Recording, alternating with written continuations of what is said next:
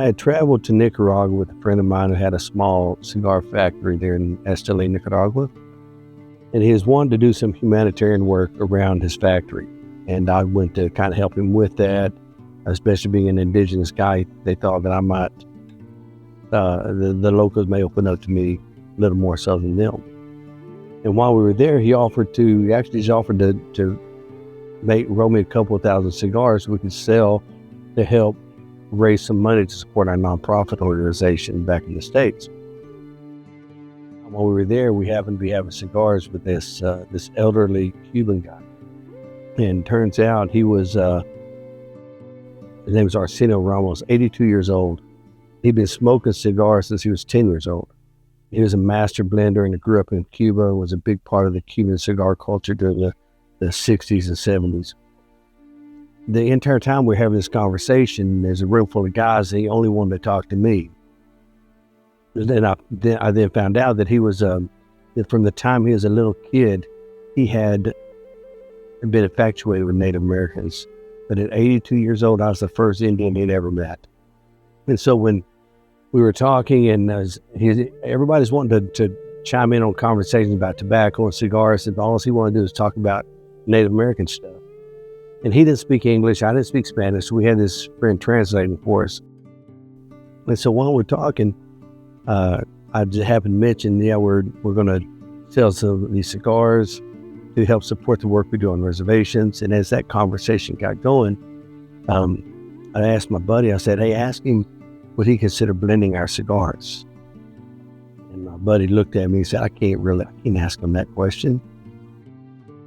I said, no, just ask him. And so finally he kind of gave in and said, told him, hey, their cigars are going to sell them to support the ministry, the work they do on Native American reservations. He's wanting to know if you will consider blending his cigars for him. And when he said it, the room got real quiet.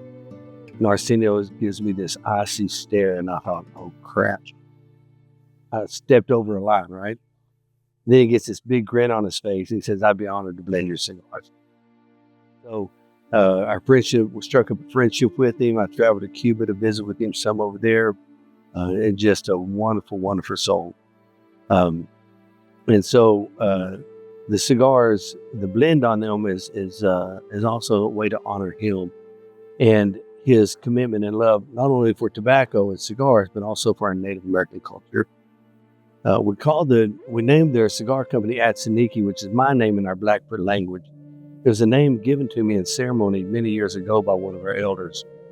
And he didn't even know what I did at the time. I was traveling around teaching on Native American culture in the States.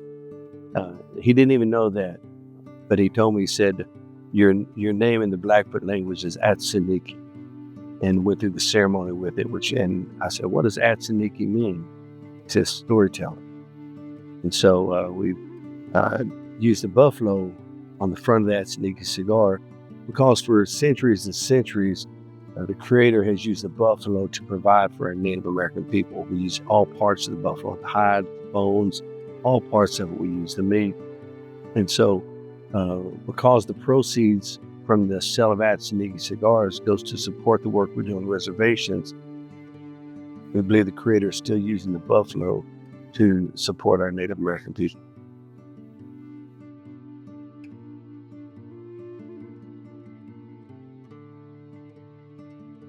Well, in many of our indigenous cultures, tobacco plays a very, very important role. Specifically to our Native Americans, tobacco has been something we've always used in a sacred sense. It has a couple different components, one of which is we've often used it as a trade item to give to other people. You're going to make a request of somebody, you'll present them with tobacco in advance.